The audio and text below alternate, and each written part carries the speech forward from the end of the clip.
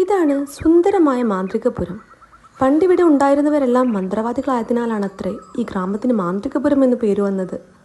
മാന്ത്രികപുരത്തിലെ ഏറ്റവും മുകളിലത്തെ ഈ മലഞ്ചെരുവിലെ വീട്ടിലാണ് നമ്മുടെ ഡയാനയും മുത്തശ്ശിയും താമസിച്ചിരുന്നത്.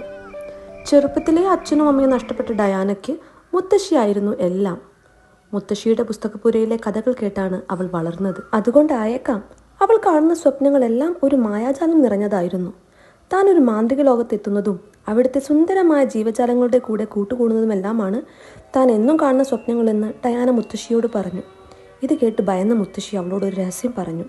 തൻ്റെ പുസ്തകപ്പുരയിലെ ഏറ്റവും മുകളിലത്തെ തട്ടിൽ ഒരു വലിയ മാന്ത്രിക പുസ്തകമുണ്ട് കേട്ടോ, പക്ഷേ അതൊരിക്കലും മോൾ തുറന്നു വായിക്കരുത്, അതിൽ അപകടം ഒളിഞ്ഞിരിക്കുന്നുണ്ട്. ഇത് കേട്ട് ഭയന്ന ഡയാന ഒരിക്കലും അത് തുറക്കില്ലെന്ന് മുത്തശ്ശിക്ക് വാക്കുകൊടുത്തു. ഇങ്ങനെ ഇരിക്കെ കുറച്ച് വർഷങ്ങൾക്ക് ശേഷം മുത്തശ്ശി മരണപ്പെട്ടു. ഡയാന ഒറ്റക്കായി.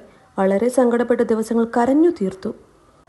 ആ ദിവസങ്ങളിലെല്ലാം അവൾ വ്യത്യസ്ത തരം മാന്ത്രിക ലോകങ്ങൾ സ്വപ്നം കാണാൻ തുടങ്ങി. അത് അവളെ കൂടുതൽ ആകർഷിച്ചു. അപ്പോൾ അവൾക്ക് ഓർമ്മ വന്നു മുത്തശ്ശിയുടെ ആ മാന്ത്രിക പുസ്തകം. ആരുമില്ലാത്ത എനിക്ക് ഇനി എന്തിനു പേടിക്കാൻ എന്നും പറഞ്ഞ് അവൾ ആ പുസ്തകം തുറന്നു.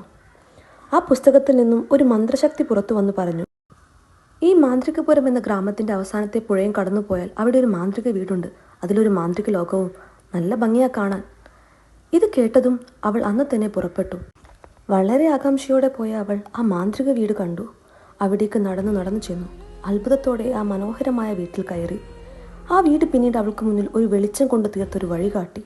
അവൾ അതിലൂടെ നടന്നു ചെന്നപ്പോൾ വേറെ ഒരു മായാലോകം തന്നെ കണ്ടു. അവൾ അവിടുത്തെ പ്രകൃതി ഭംഗി എല്ലാം ആസ്വദിച്ച് നടന്നു. ഒരു നിമിഷം അവൾ സ്വർഗത്തിലെത്തിയോ എന്ന് സംശയിച്ചു. കുറച്ചുകൂടി മുന്നോട്ട് പോയപ്പോൾ വീണ്ടും അത്ഭുതങ്ങൾ. വളരെ സന്തോഷത്തോടെയും സ്നേഹത്തോടെയും സൗഹൃദത്തോടെയും ജീവിക്കുന്ന ഒരു കൂട്ടം മൃഗങ്ങൾ.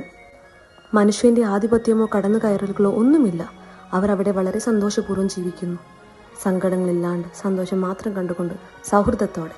അത് അവൾ ശരിക്കും ആസ്വദിച്ചു. അവളെ എല്ലാവരും സ്വീകരിച്ചു.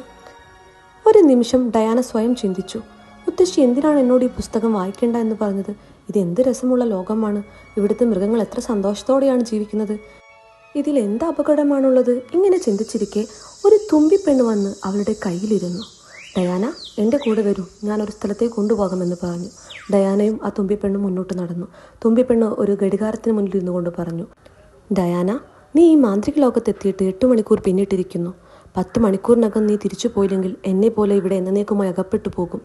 ഇതാണ് നിന്റെ മുത്തശ്ശി പറഞ്ഞ അപകടം. അതുകൊണ്ട് ഡയാന, നീ എത്രയും പെട്ടെന്ന് ഇവിടെ നിന്ന് പോകണം, മാന്ത്രികപുരത്തെത്തണം. ഇത് കേട്ട് ഭയന്ന ഡയാന അപ്പോൾ തന്നെ മാന്ത്രിക ലോകത്തോട് യാത്ര പറഞ്ഞു തിരിച്ചു. അവളെയും കാത്ത് പുഴക്കടവിൽ ഒരു മാന്ത്രിക അരയന്നം ഇരിപ്പുണ്ടായിരുന്നു. തന്നെ മാന്ത്രികപുരത്തിലേക്ക് എത്തിക്കാൻ വേണ്ടി അവൾ സഹായിച്ചു. അങ്ങനെ ആ അരയണത്തെ ചുംബിച്ചുകൊണ്ട് അവൾ യാത്ര പറഞ്ഞു. എന്നേക്കുമായി മാന്ത്രിക ലോകത്തോട് വിട പറഞ്ഞു. മാന്ത്രികപുരത്തിൽ അവൾ ഒറ്റക്കായിരുന്നില്ല. കൂടെ ഒരു പിടി നല്ല ഓർമ്മകളും ഉണ്ടായിരുന്നു മാന്ത്രിക ലോകത്തിൻ്റെ. അവൾ മുത്തശ്ശിയോടുള്ളിൽ നന്ദി പറഞ്ഞു.